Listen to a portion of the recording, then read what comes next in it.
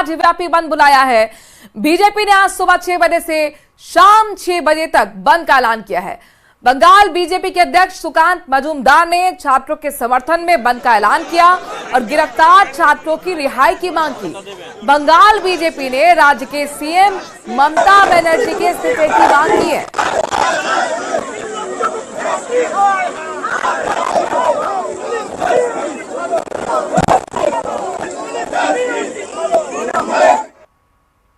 जिस तरीके का पुलिस ने हिंसा की, पुलिस ने लाठियां भाजी, पानी की बौछार की और उसके साथ साथ आंसू गैस के गोले भी छोड़े। हम इसके विरोध में, इस डेमोक्रेटिक आंदोलन को कुचलने के विरोध में पश्चिम बंगाल सरकार के खिलाफ ममता बनर्जी की रेजिग्नेशन की डिमांड को लेकर 12 घंटे का जनरल स्ट्राइक का डिमांड किए हैं। हम जनता से अपील करते हैं कि आप इस स्ट्राइक में, इस धर्मघट में, इस हड़ताल में शामिल हो। उधर ममता सरकार ने कहा कि आज कोई बंद नहीं है, सभी कर्मचारी को दफ्तर पहुंचने के निर्देश ममता सरकार ने जारी कर दिए हैं। दफ्तर नहीं पहुंचने वालों पर कर्मचारियों को ममता सरकार ने नोटिस देने के बाद भी कही है। तो वहीं टीएमसी नेता कुणाल घोष ने कहा कि बीजेपी के बंद का कोई असर नहीं दिखाई देगा।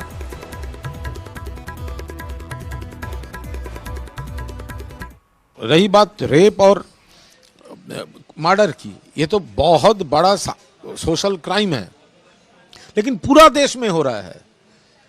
तो ये लोग कहीं भी किसी सीपीएम, किसी कांग्रेस, किसी भाजपा सीएम रिजाइन नहीं किया, यहां पर वो लोग पॉलिटिक्स करने चले आया। कल बंगाल बंद का कॉल दिया, वो तो पूरा फ्लॉप होगा। आज का उसका वो गुंडागर्दी, लेकिन बेसिकली फ्लॉप है, इसीलिए तो गुंडागर्दी किया। कोलकाता के RG medical college and hospital में जूनियर डॉक्टर के साथ रेप मर्डर केस में सीबीआई अब मुख्य आरोपी संजय राय के साथ ही एएसआई अनूप दत्ता का पॉलीग्राफ टेस्ट भी कराएगी। केंद्रीय एजेंसी को कोर्ट से इसकी इजाजत मिल गई है। अनूप दत्ता आरोपी संजय राय का करीबी है। सीबीआई को आशंका है कि एएसआई अनूप दत्ता को छिपा रहा है। अनूप दत्ता 8वां वो शख्स है जिसका पॉलीग्राफी टेस्ट सीबीआई करवाना चाहती है। रेप और हत्या के बाद आरोपी संजय राय अनूप दत्ता की बैरक में आराम करने आया था।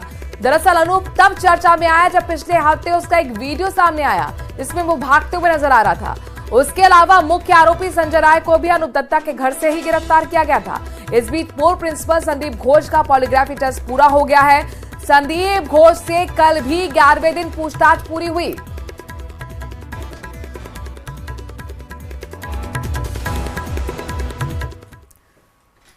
आपको ले चलते गुजरात, जहां पर मूसलाधार बारिश लोगों के लिए मुसीबत बन गई है। लोगों का जनजीवन अस्त व्यस्त हो गया है। लगातार हो रही बारिश के बाद निचले इलाके जलमग्न हो गए हैं। नदियों का जलस्तर बढ़ा हुआ है।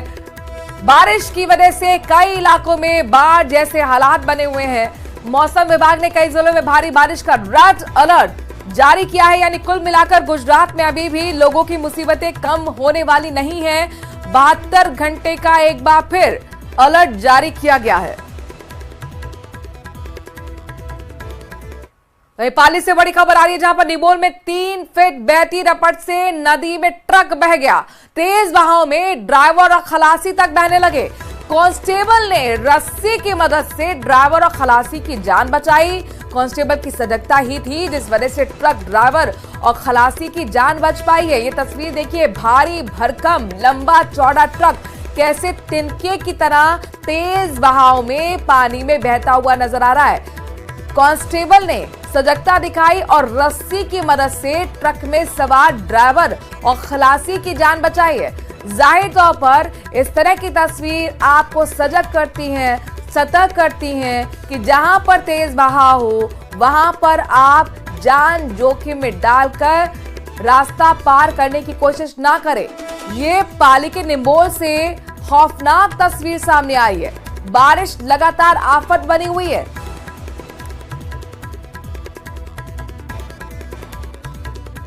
उधर गुजरात में भारी बारिश की स्थिति को देखते हुए मुख्यमंत्री भूपेंद्र पटेल ने गांधीनगर में उच्च स्तरीय बैठक बुलाई। मुख्यमंत्री ने बारिश प्रभावित जिलों के कलेक्टर्स, नगर निगम आयुक्त और जिला अधिकारियों के साथ एक वीडियो कॉन्फ्रेंसिंग के जरिए हालात की जानकारी ली और निचले इलाकों में फंसे लोगों को सुरक्षित बाहर निकालने के निर्देश दिए।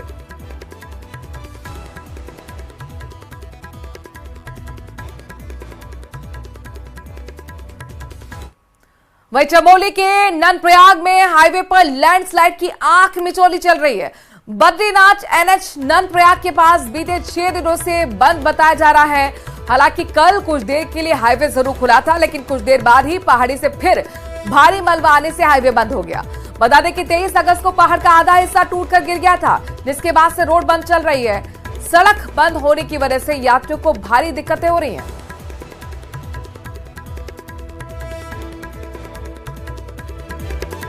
उत्तराखंड के चमोली की तस्वीर आपके सामने है। बीते 6 दिन से रास्ता बंद है। लगातार बद्रीनाथ हाईवे को खोलने की कोशिश, लेकिन चूंकि पहाड़ अभी भी दरक रहे हैं, लैंडस्लाइड की आंख मिचौली चल रही है, लिहाजा बद्रीनाथ एनएच 6 दिन से बंद पड़ा है। वहीं उत्तर प्रदेश यानी यूपी के 8 रेलवे स्टेशन के नाम बदल दिए गए हैं। उत्तर रेलवे की तरफ इन रेलवे स्टेशन का नाम बदलने को लेकर नोटिफिकेशन भी जारी किया गया। अकबरगंज रेलवे स्टेशन का नाम बदलकर मां अहोरवा भवानी धाम रख दिया गया है। तो वहीं अब गुरु गोरखनाथ धाम के नाम से अमेठी के जायस को जाना जाएगा। फुर्सतगंज रेलवे स्टेशन का नाम बदलकर तपेश्वर नाथ धाम और वारिसगंज रेलवे स्टेशन का नाम अमर शहीद भाले सुल्तान होगा। वहीं रेलवे स्टेशन का नाम बदलने पर अखिलेश यादव ने ट्वीट कर लिखा, बीजेपी सरकार से आग्रह कि रेलवे स्टेशन के सिर्फ नाम नहीं, हालात भी बदले। जब नाम बदलने से फुर्सत मिल जाए तो रिकॉर्ड कायम करते और रेल एक्सीडेंट्स के हादसे की रोकथाम के लिए भी कुछ समय निकालकर विचार करें।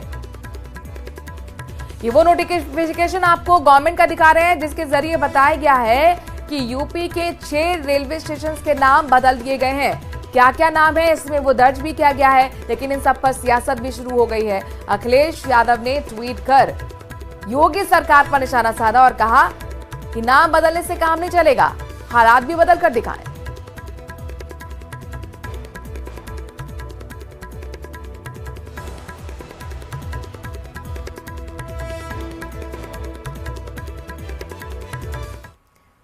यूपी के बहराइच में इन दिनों लोगों में दहशत बनी हुई है। लोग डरे हुए हैं, उनकी रातों की नींद हराम हो गई है और इसकी वजह है आदमखोर भेड़िया, जो रात के अंधेरे में मासूमों को अपना शिकार बना रहे हैं।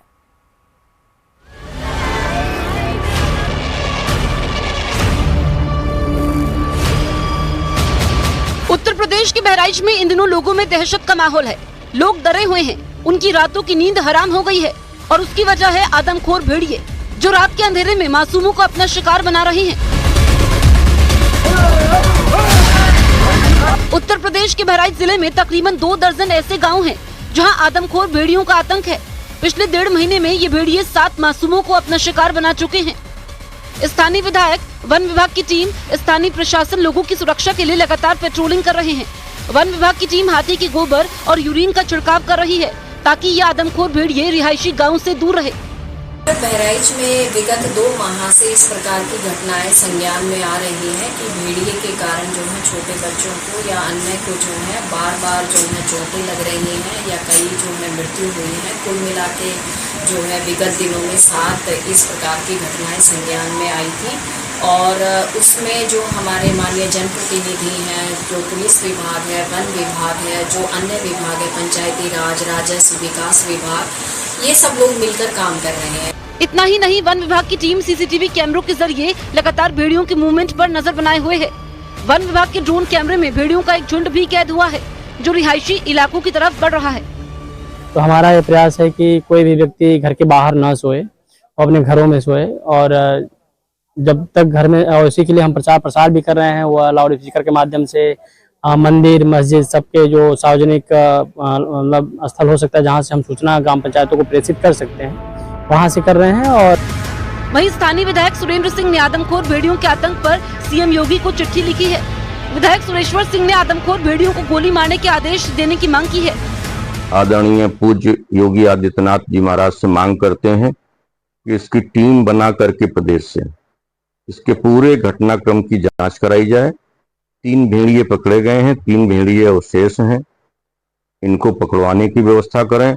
और अब तो ये स्थिति हो गई है कि अगर 60 साल की महिला को 55 साल की महिला को भेड़िया उठा रहा है तो भेड़िया पागल हो चुका है, और अगर भेड़िया पागल हो चुका है तो उसको देखते ही गोली मारने के आदेश भी सरकार देने का काम करे। इलाके में एक के बाद एक हो रही मौतों से दहशत का माहौल है। हालांकि वन विभाग और जिला प्रशासन दावा कर रहा है कि जल्द आदमखोर भेड़ियों को वापस जंगल की तरफ खदेड़ देंगे।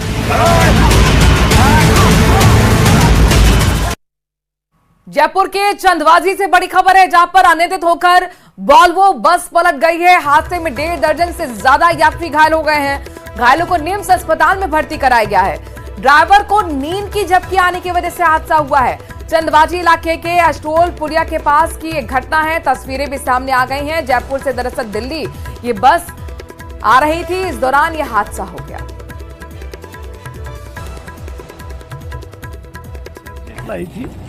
कहाँ से बस आ रही थी? ये दिल्ली से अजमेर जा रही थी। प्राइवेट बस है, स्लीपर कोच। कितनी सवारियाँ थी इसमें? सवारियाँ थी लगभग 40। बस ये 2 बार तो इन्होंने बीच में इनके जो चेले वगैरह होते हैं उनके हाथ में गाड़ी थी शायद। अनट्रेंड ड्राइवर के हाथ में। हीरालाल हमारे संवाददाता इस खबर पर ज्यादा जानकारी के साथ जुड़ गए हैं।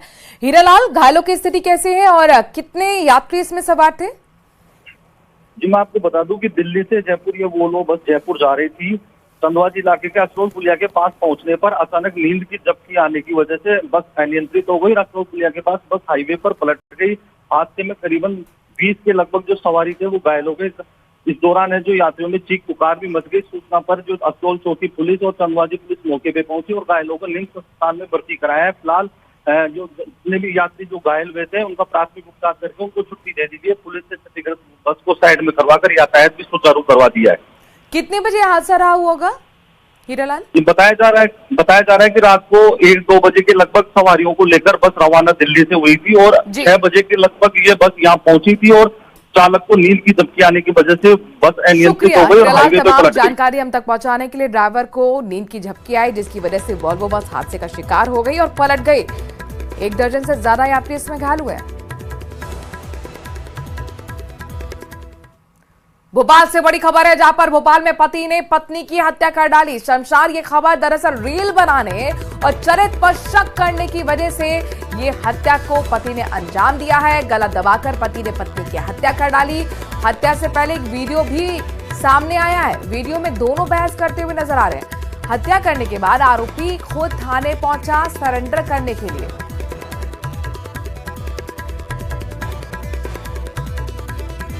तो ये वीडियो जो सामने आया है, दूसरा वीडियो जिसमें आप देख सकते हैं, इसमें बहस हो रही है और बताया जा रहा है कि बहस के बाद ही इस हत्या को अंजाम दिया गया। दरअसल अपनी पत्नी की रील बनाने की आदत से परेशान था पति, साथ ही उसके चरित्र पर शक भी करता था। यही वजह है कि पति ने अपनी पत्नी की गला दबाकर हत्या कर दी और इसके बाद थाने पहुंच गया। हैरान कर देने वाला, चौंकाने वाला ये मामला मध्य प्रदेश के भोपाल से सामने आया है।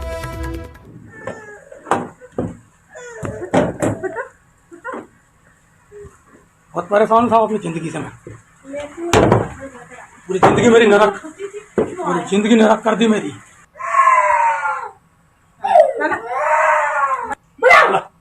बुला तेरी मैया को।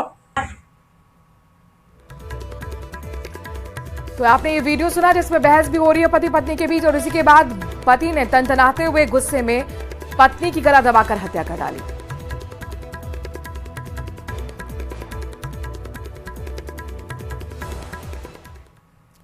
बलूचिस्तान में पाकिस्तानी सेना पिट गई है। बलोच लिबरेशन आर्मी ने दावा किया है कि 130 पाकिस्तानी सैनिकों को ढेर कर दिया गया है। तो वहीं दूसरी तरफ चीन का CPEC प्रोजेक्ट बलोच विद्रोहियों को निशाने पर है।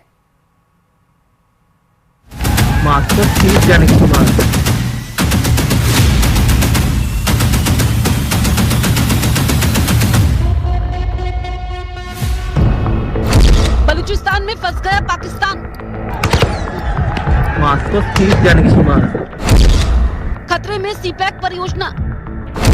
बलोच लिबरेशन आर्मी की चीन को धमकी। बलूचिस्तान में चीनी नागरिकों की सुरक्षा में सेंध। जी हां, बलूचिस्तान में बलोच विद्रोहियों ने पाकिस्तानी सेना की नाक में दम कर दिया है। बलोच विद्रोही चीन के सीपैक प्रोजेक्ट को निशाना बना रहे हैं। इसी साल 23 जून को पाकिस्तानी सेना ने आतंकवाद विरोधी अभियान शुरू किया था, लेकिन ये दाव भी पाकिस्तानी सेना के लिए उल्टा ही पड़ता नजर आ रहा है। इस ऑपरेशन के शुरू होने के बाद से Baloch liberation army, Baloch liberation front और तहरीक तालिबान ने पाकिस्तानी सेना के खिलाफ ताबड़तोड़ हमले कर दिए। बीएलए ने पिछले 2 दिन में जो गदर मचाया है, उससे तो पाकिस्तानी सेना के होश फाख्ता हो गए। बीएलए ने दावा किया कि बलूचिस्तान के तुर्बत में पाकिस्तानी कैंप पर फिदायीन हमला किया और 130 सैनिकों को ढेर कर दिया। हालांकि पाकिस्तानी सेना ने इस दावे पर चुप्पी साध रखी है। अब बीएलए ने चीन को धमकी दी है कि अगर वो ग्वादर और बलूचिस्तान को छोड़कर नहीं गए तो उनकी खैर नहीं। सीपैक पर काम कर रहे चीनी नागरिकों को निशाना बनाया जाएगा। बलोच विद्रोहियों की इस धमकी के बाद चीन के लिए अपने नागरिकों को सुरक्षा देना बड़ी चुनौती साबित हो रहा है। सीपैक की वजह से अब तक कई चीनी नागरिकों पर हमले हो चुके हैं। सीपैक में भारी भ्रष्टाचार और विद्रोहियों के भारी विरोध की वजह से अब परियोजना पर संकट के बादल मंडराते नजर आ रहे हैं। दुनिया की नजरों में अपनी साख बचाने और जबरदस्त जमीनी चुनौतियों के बीच पाकिस्तानी सेना का अगला कदम क्या होगा, ये देखना बेहद अहम होगा।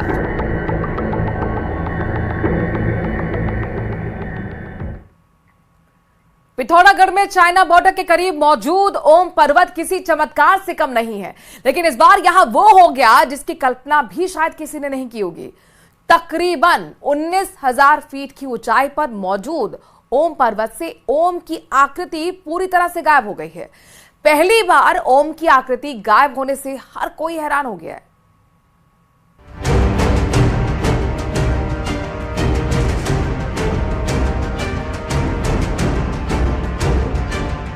ओम पर्वत से ओम गायब होने की ये पहली घटना है। असल में लिपुलेख दर्रे के करीब 19,000 फीट की पहाड़ी में साल भर ओम की आकृति साफ दिखाई देती थी, लेकिन इस बार अगस्त के महीने में ओम पर्वत से बर्फ पूरी तरह गायब है, जिसकी वजह से पहाड़ी पर बर्फ से बनी ओम की आकृति हट गई है। ऐसा पहली बार हुआ है कि ओम पर्वत से ओम पूरी तरह गायब हो गया हो। जानकार इसे इस इलाके में बढ़ी इंसानी दखल और ग्लोबल वार्मिंग से बर्फ का पिघलना मान रहे हैं। हमने देखा कि ग्लेशियर था तो काफी अच्छी हालत में था। 1 महीने बाद मैं वहां दोबारा गया, 20-25 दिन बाद ही गया हूँ, तो ग्लेशियर ऑलमोस्ट पूरा मेल्ट हो चुका था। तो ये इंडिकेट करता है कि वहाँ टेम्परेचर कितना मतलब इंक्रीज कर रहा है, बहुत ज्यादा धीरे धीरे भी नहीं कर रहा, वो बहुत स्पीड से कर रहा है। वन विभाग की रिसर्च भी इस बात की तस्दीक करती है कि लिपुलेख बॉर्डर पर इंसानी दखल ग्लेशियर के लिए खतरनाक है। ओम पर्वत से ओम के गायब होने को ग्लोबल वार्मिंग से भी जोड़ा जा रहा है। उनको पर्यावरण से संबंधित उनको जानकारी देंगे ताकि उस क्षेत्र में वो गंदगी ना करें, और जो गंदगी हो रही है उस गंदगी को अपने साथ लेके आएंगे। उसमें पर्यावरण को मेन ध्यान रखा जाएगा, क्योंकि हमारे क्षेत्र में ग्लेशियर काफ़ी ज़्यादा मात्रा में पिघल रहे हैं। तो उसको संतुलित करने के लिए जो है हम ट्रैकरों से अनुरोध करेंगे कि वो जितना भी कूड़ा कचरा उस एरिया का है अपने साथ लेके आएं। और इस इलाके में बीते सालों में चाइना बॉर्डर को जोड़ने वाली लिपुलेख रोड बनाने के साथ ही आदि कैलाश और ओम पर्वत के दर्शन के लिए इस साल करीब 20,000 से ज्यादा श्रद्धालु पहुँचे हैं। जरूरत से ज्यादा इंसानी दखल ने इस संवेदनशील क्षेत्र के पर्यावरण को खासा प्रभावित किया है। इसी का नतीजा है कि पहली बार ओम पर्वत से ओम गायब हो गया है। न्यूज़ 18 के लिए पिथौरागढ़ से विजयवर्धन उप्रेती की रिपोर्ट।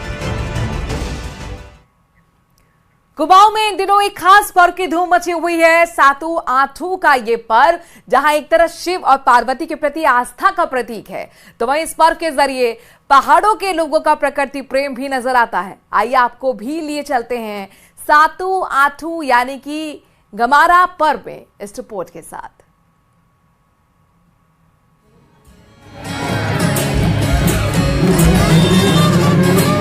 हिमालय की तलहटी में भगवान शिव के सबसे अधिक उपासक मिलते हैं। यही वजह है कि पहाड़ की लोक संस्कृति में भी भगवान भोले की झलक साफ दिखती है।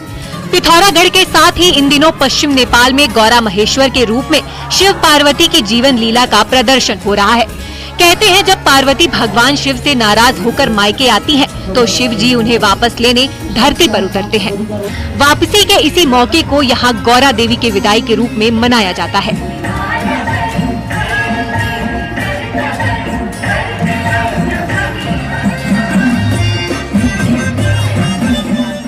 आठू सातु का पर्व हमारे कुमाऊं का बहुत बड़ा पर्व है। ये बिरुड़ पंचमी बोलते हैं। पंचमी के दिन से शुरू होता है और 8वें दिन तक होता है। तो बिरुड़ पंचमी पहले पंच अनाजों को भिगोया जाता है पंचमी के दिन। गमारा पर्व का आगाज भादों की पंचमी से शुरू होता है, जो पूरे हफ्ते भर चलता है। इस दौरान गौरा महेश्वर की आराधना 5 प्रकार की अन्नों को चढ़ाकर की जाती है। महिलाएं इस पर्व में खास उत्साह के साथ शिरकत करती हैं। पर्व के दौरान महिलाएं शिव पार्वती के जीवन के आधारित लोक गीतों को गाती हैं, जो शिव पार्वती के प्रति अटूट आस्था को दर्शाता है। वहीं पहाड़ की जीवन शैली भी इनके जरिए प्रदर्शित की जाती है। में पुलिस ने बड़ा एक्शन लिया है और एक आरोपी को गिरफ्तार कर लिया है। आरोपी 40 साल का पीरू माली बताया जा रहा है, जो कि मानसिक रूप से विक्षिप्त है। सीसीटीवी फुटेज के आधार पर ही पुलिस ने एक्शन लिया, आरोपी को गिरफ्तार किया। आरोपी ने कोटा ग्रामीण के रामगंज मंडी इलाके में एक शिव मंदिर में शिवलिंग को खंडित कर दिया था। वारदात के बाद स्थानीय लोगों में जबरदस्त गुस्सा था। सरकारी कुआं चौराया स्थित ये शिव मंदिर है, जहां पर शिवलिंग को खंडित करने का मामला सामने आया। बड़ी संख्या में लोग इकट्ठा हो गए, धरना देने लगे। लोगों ने रास्ता तक जाम कर दिया, नारेबाजी की, प्रदर्शन किया। काफी देर तक आक्रोश वहां पर जताते हुए लोगों के बीच पहुंचे डीएसपी, सीआई सहित भारी पुलिस जाब्ता तैनात किया गया और तब जाकर स्थिति को कंट्रोल में किया गया। आश्वासन दिया गया था कि जल्द से जल्द आरोपी की गिरफ्तारी होगी और अब इस मामले में एक्शन लेते हुए पुलिस ने आरोपी को सीसीटीवी फुटेज के आधार पर गिरफ्तार कर लिया है।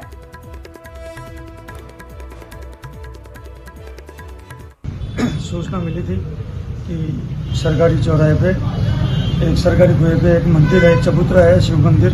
उस शिव की प्रतिमा को, शिवलिंग को कोई आदमी उठा के ले गया है। हमने तुरंत तलाश की, टीमें बनाई, सारे सीसीटीवी कैमरे सर्च किए। उसके आधार पे हमने एक शिवलिंग को हमारे पकड़ भी, जब्त भी कर लिया है। तो कोटा में शिव मंदिर के अंदर शिवलिंग तोड़ने का मामला सामने आया, जिसमें आपने देखा कि इस तरह से लोग नारेबाजी करते हुए सड़क जाम करने के लिए बैठ गए थे। जबरदस्त तरीके से धरना दिया गया और ऐसे में खुद भारी पुलिस जाब्ते के साथ डीएसपी मौके पर पहुंचे, आश्वासन दिया गया। इसमें बड़ा अपडेट ये है कि अब इस मामले में कार्रवाई करते हुए आरोपी की गिरफ्तारी कर ली गई है।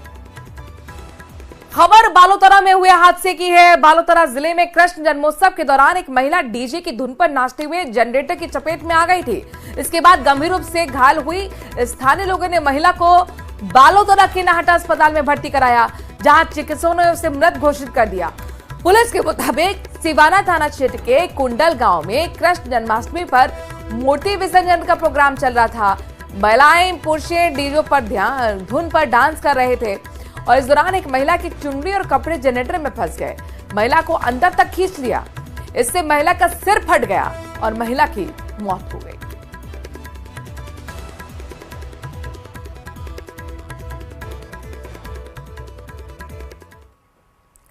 राजस्थान के बाड़मेर में सुरक्षा बल ने एक पाकिस्तानी नागरिक को गिरफ्तार किया है। 2 दिन पहले सीमा पर पाकिस्तान से तारबंदी क्रॉस कर भारत में आए पाक नागरिक के मामले में अब नया मोड़ सामने आ गया है।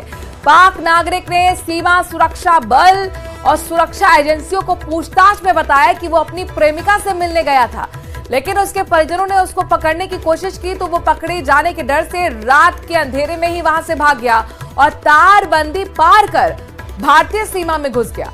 वहीं इस पूरे मामले को लेकर बाड़मेर पुलिस अधीक्षक नरेंद्र सिंह का कहना है कि पाक नागरिक को आज बाड़मेर जिला मुख्यालय संयुक्त पूछताछ के लिए लाया गया है, जहां पर विभिन्न सुरक्षा एजेंसियां उससे गहनता से पूछताछ करने में जुटेंगी। एजेंसियां है, सभी सेंट्रल की आईबी, इनसे भी पूछताछ बाड़मेर शहर में पूछताछ कर रही है।